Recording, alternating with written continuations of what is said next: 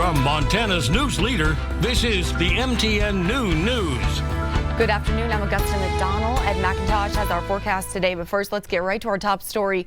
New at noon, Montana women's basketball coach Brian Holsinger is on administrative leave. Multiple sources told our sports reporting team. A university spokesperson confirmed Holsinger's leave started Wednesday and said associate head coach Nate Harris will now lead the program going forward. MTN's Kyle Hansen has more details.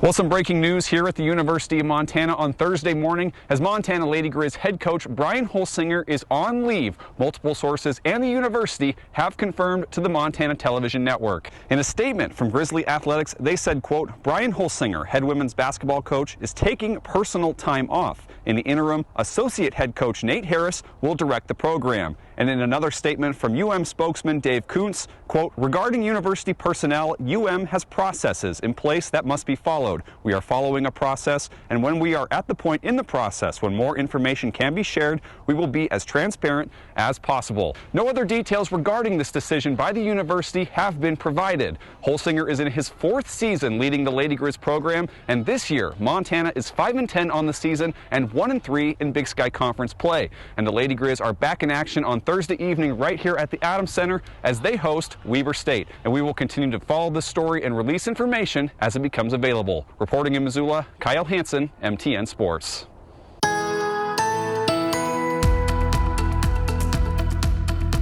We've been talking a lot about the cold weather that's going to show up across our area, but this is going to blanket a big part of the entire country. Here we are now. It's fairly quiet and fairly warm today, but by tomorrow, Montana, Wyoming blanketed with that first round of cold air starting to move in, and that's going to bring snow along with it. But watch as we take it through the weekend and early next week, virtually all of the continental U.S. is going to be covered with colder than average temperatures. A lot of forecasts to talk about.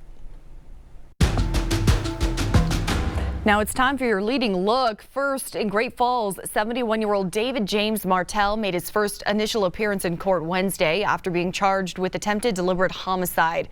Court documents show the victim, who lives in the same home as Martell, had admitted to smoking meth before Martell claims they came at him. That's when Martell says he shot them. The victim is in critical condition at Benefice Health System. Martell's bond is set at $100,000. And Northwestern Energy is adding another tool to its arsenal to help in Montana's fight against wildfires: artificial intelligence smoke detection cameras. The 10 AI-driven cameras can detect smoke and alert emergency personnel, enabling quicker responses when it comes to battling wildfires. A human dispatcher will verify the detection before alerting fire officials and the energy company.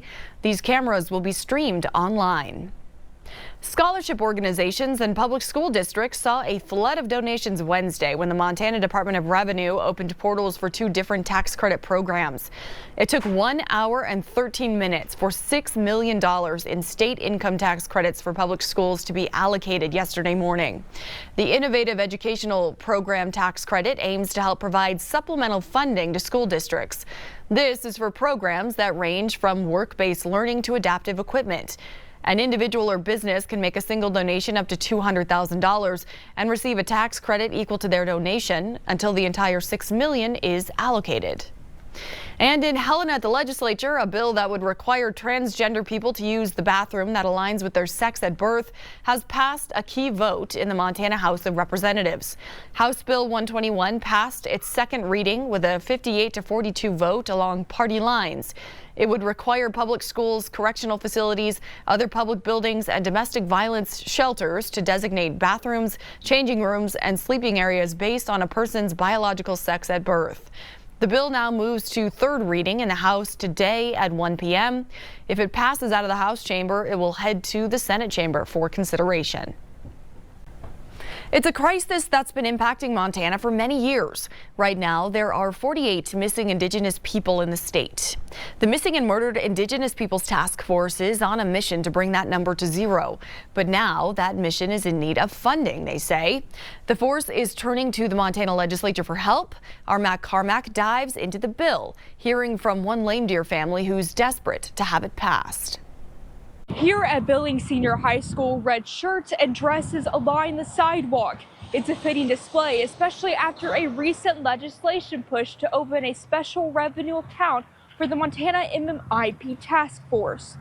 He should be here with us. Most of us can't imagine the pain of losing a loved one, but the Littlebird family has experienced it not once. He had a whole life ahead of him, but multiple times over the past few years. Having the MMIP epidemic affect our families has really, it hit our family directly hard. In the last 5 years, LaVonna lost 2 nephews and a family friend due to suspicious and undetermined deaths. Losing her 19-year-old nephew in 2020 was especially difficult. Kaimani's body was found in a park near Lame Deer during the pandemic. Kaimani was like my own son. You know, I was there when he was born, and I helped when he was just a baby up until he walked. I was there in every part of his life, birthdays, holidays. The losses are why the Littlebird family supports newly proposed House Bill 83, one that would create a special revenue account for the Montana MMIP task force, which brings not only awareness to MMIP cases, but also resources. Investigation resources. Because I remember in the beginning of Kaimani's case, I talked to one of the main investigators, and he said sometimes they don't investigate thoroughly. The task force was created in 2019. It currently relies on state funding. Under the new legislation, a special revenue account would allow for external donations like grants. I feel like it would give the opportunity for Montana residents to kind of show their support. Charlene Sleeper heads a Billings MMIP grassroots organization. But I do activism. Similar to the MMIP task force, and has worked to reduce the number of missing Indigenous people in the state. It's incredibly important that we do have a funding vein in order to support the work. Doing this type of work is extremely expensive. This exterior funding could ultimately help families like the Littlebirds, and more resources become readily available for searches and rescues and investigation efforts. And having that extra resources would help a lot. It would.